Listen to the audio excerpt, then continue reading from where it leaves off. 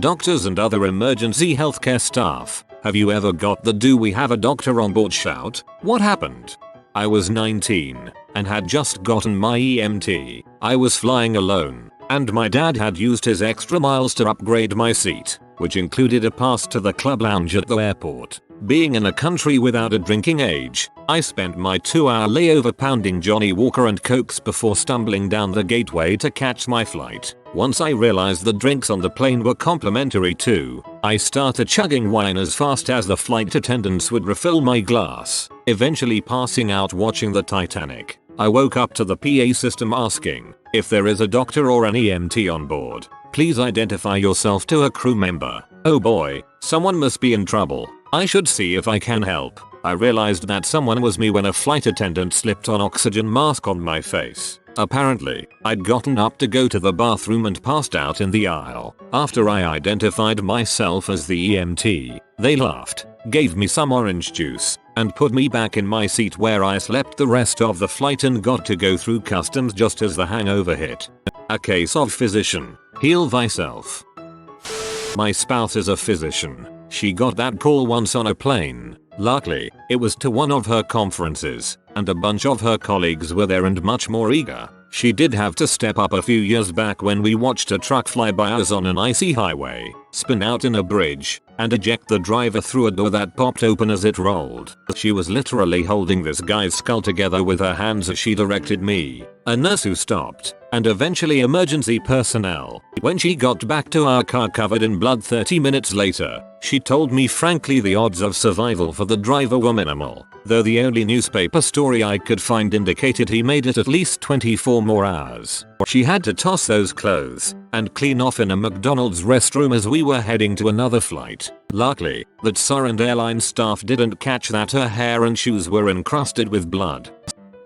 On a flight from Philadelphia to London, the flight attendant announces if there is a doctor on board, please press your call light. I waited a few seconds and when nothing happened, I reluctantly pressed the button. I hate working. The passenger was complaining of chest upper abdominal pains. We were on an American Airlines Boeing 777 which showed a map of where we were. At this point we were just over the southern tip of Greenland. I do a quick exam of the passenger and conclude he most likely is having a bout of acute hepatitis, jaundiced under tongue and eyes, upper right quadrant pain, pulse fast but not tachycardia. I needed to get the patient a little more comfort and asked if they had seats that fully reclined. The flight attendant said they do in first class, so we get upgraded for the rest of the flight. I don't call an emergency and we land at Heathrow without incident. Paramedics arrive to take him to the hospital. I continue on through customs. I think nothing of it except 6 months later, I get a letter in the mail from the flight surgeon of AA thanking me and giving me 50,000 frequent flyer miles, which was good for round-trip domestic travel. That was nice of them, but I didn't make them land a full plane in Greenland, so I guess they got off cheap. There's totally a scam to be had here. Step 1. Book separate seats. Step 2. Pretend to be dying. Step 3. Friend says hey, I'm a doctor, we need to get this man to first class. Stat. Step 4. Profit.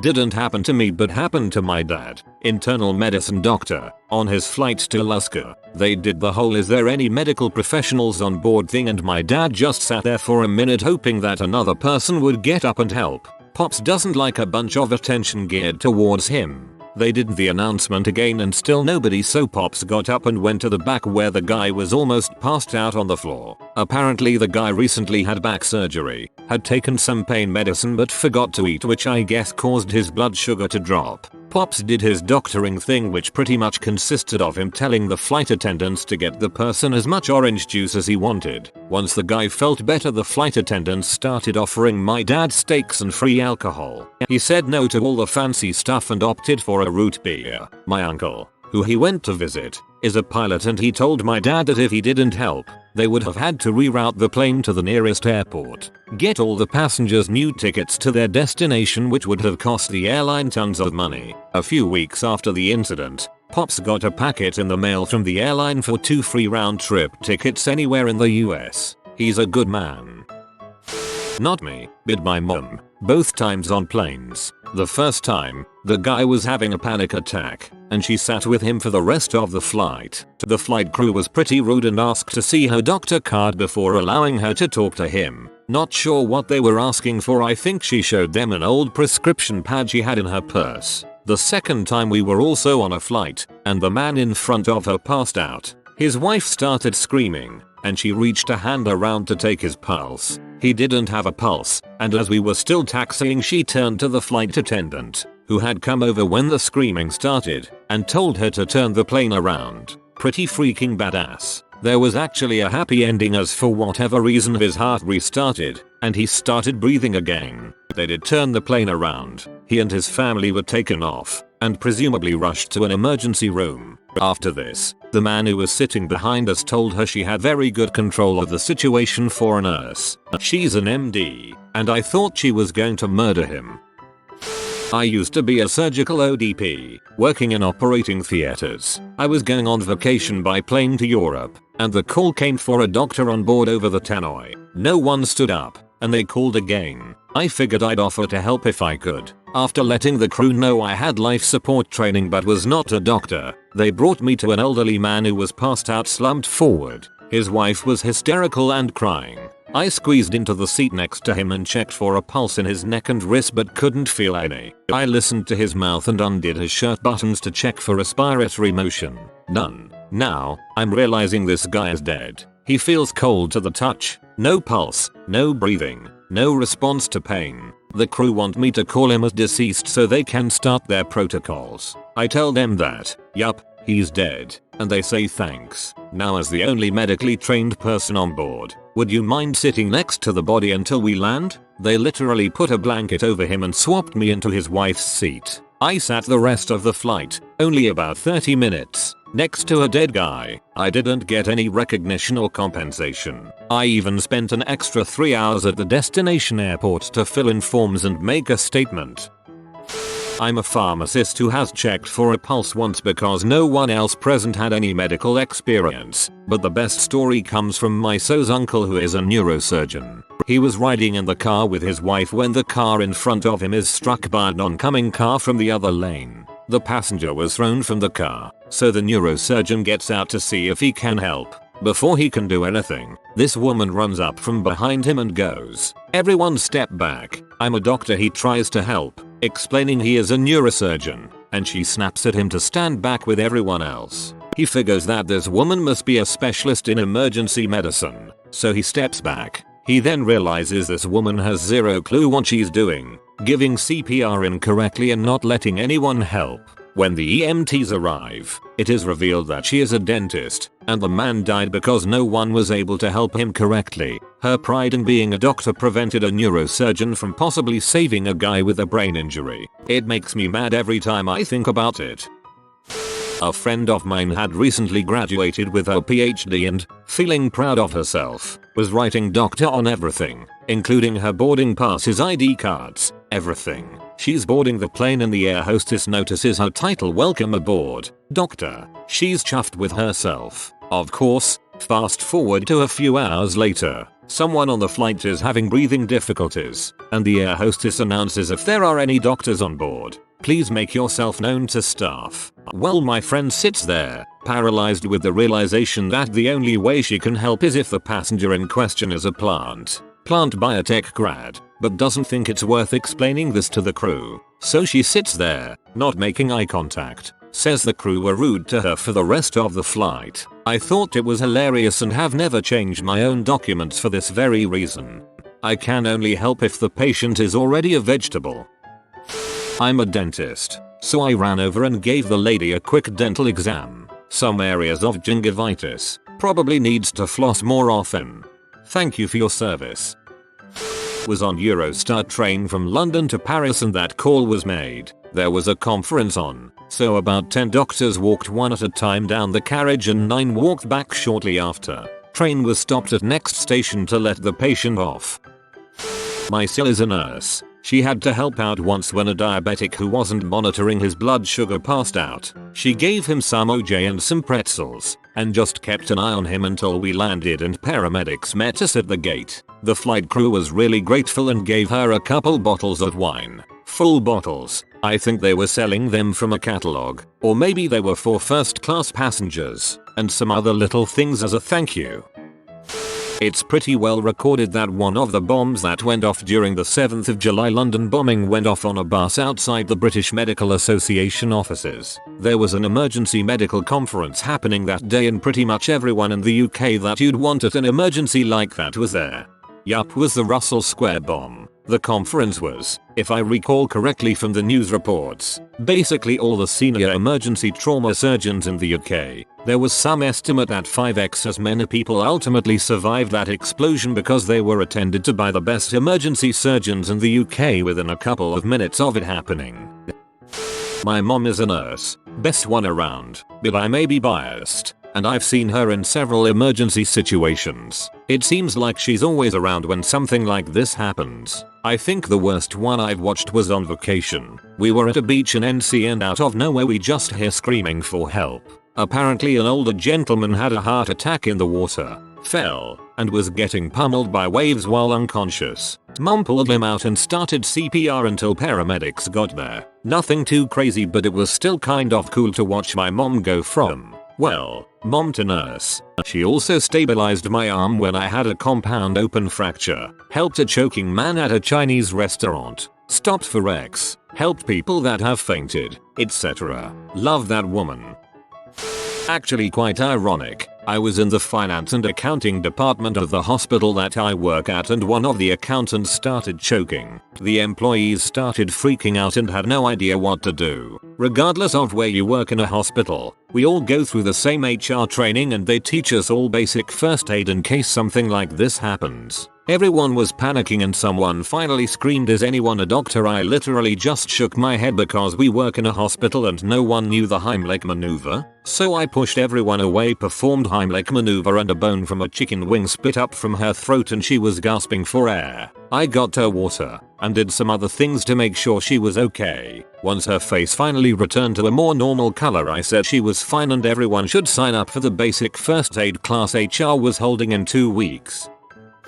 Happened to my dad during our last vacations. We were on the plane on our way to Martinique for some holidays when a woman passed out. The staff asked for a doctor, and my dad is a fireman so he got up. Wasn't a big deal. The woman just passed out for 5 minutes and was really cold, so after he helped her and ensured everything was okay, he was able to go back to his seat. Shortly before the plane landed, a member of the staff offered to my dad a bottle of tea punch, typical alcohol from Martinique. He refused, but the lady insisted, so he took it. She said that most of the time the staff had to deal with these issues alone and it was rare that someone actually offered to help.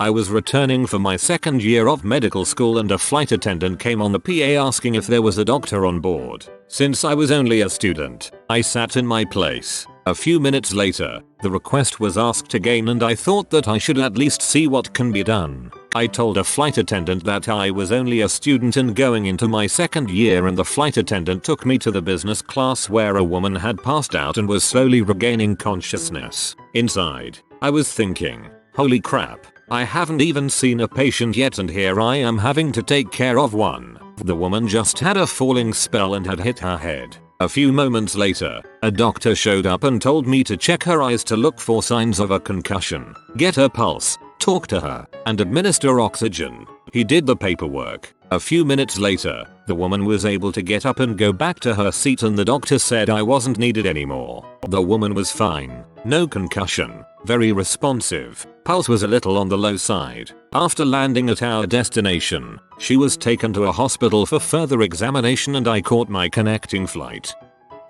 I was flying back from a conference in Hawaii and there must have been a dozen or so other people from the conference on my flights back. I was 3 or 4 Jack Gingers deep when someone passed out by the bathroom and the "We need a doctor" shout went out. I stood up and turned around and saw at least 10 others standing, so I sat back down and continued my drinking and binge watching. I have seen a few car accidents happen in front of me that I've pulled over and helped out at. Also, I found a dead body once in some bushes in the middle of winter. He was frozen solid so there wasn't much I could do. I'm a medic and was flying back to Germany after doing a mission elsewhere and was in civilians on the plane. I got seated in the back of the plane next to some Russians who just before takeoff had their bottles of vodka and whiskey confiscated cause they were chugging them. Shortly after takeoff the Russian woman stood up and walked towards the lavatory and just collapsed. I jumped out of my seat and so did her boyfriend? Male friend, I'm not sure. I did basic stuff, made sure she was breathing and took a pulse, and her male friend sees me doing this and starts checking her radial pulse. Or so I thought until I noticed he was checking on the wrong side. The flight attendant started to talking to him in Russian and she informed me that he said he was a doctor and that I should return to my seat. So I do, and lo and behold 5 minutes later she's barely conscious and he's attempting to stand her up and she falls unconscious again, hitting her head on the way down. The Russian friend starts freaking out and confesses to the flight attendant that he wasn't actually a doctor, so she comes and gets me. I tell her to tell him not to lie next time and she makes him go back to his seat. Long story short, she was drunk as crap for the first time on a flight and the altitude combined with alcohol made her pass out. I've been a lifeguard for quite a few years. Where I'm from, lifeguards are basically trained as water EMTs, so we have heavy emergency care training. I was writing an exam in a university class a few years ago when a girl immediately stood up and staggered out of the room. Prof followed her and then started screaming for help from the hallway, so out I went. Girl was having a grand mal seizure. Got an exemption from the exam for taking care of this girl. When I was younger, my mom and I were on a flight from NY to Manila, Philippines, to visit family. She's a nurse. We're about 8 hours into the flight, somewhere over the northern Pacific Ocean after passing through Canada and Alaska. The flight would then go over the ocean for a bit, head for the Asian coast and land in Hong Kong. OFA comes over the PA system and asks for medical personnel. Apparently in a flight of over 450 people, my mom was the only medical person on board. She volunteers her services and discovers that a woman in first class passed out. At first, there's fear that she had a heart attack, stroke, cardiac arrest, etc. And we would have to head back to Alaska. Turns out her sugar was super low, so my mom woke her up by splashing her face with a bit of water and giving her the pill she needed plus some orange juice. After the flight, they talked in the airport and became friends. They still talk to this day. Oh, and we also got a ton of Sky Miles, enough to get us a ticket from Manila to NY for less than 20 bucks. Not me but a friend, a female trauma surgeon. She was traveling on a passenger train when it stopped, and the train staff started going car to car asking for a doctor, assuming, rightly, that someone had been hit, and knowing that there wasn't much you could do for victims of a train accident except pick up the pieces. She volunteered her services anyway. Sure enough, there wasn't anything she could do, but her biggest takeaway from the event was when the staff member led her to the scene, and he said, "I couldn't find a doctor but I found a nurse." She loved the nurses she worked with and had a ton of respect for them, but that rankled a bit. You have been visited by the dinner doggo. Good and also tasty stir fries will come to you if you comment. Thanks for the recipe, dinner doggo. If you are new to the channel, you can subscribe. I publish new videos every day. Until then, check another video, or don't. Either way, have a great day you magnificent people.